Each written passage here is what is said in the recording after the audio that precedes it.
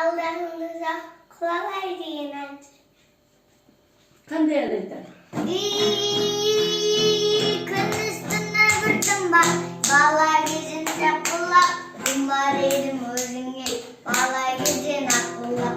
Hangi bilek manayla, asıp tasıp jadasın. Senin aslan özüne bu ne tamba.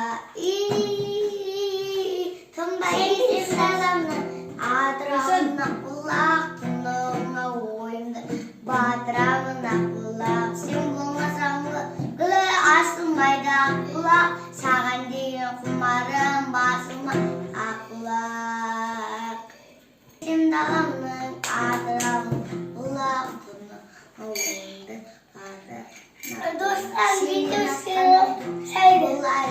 Tamba, sağan değil kumarım basılma.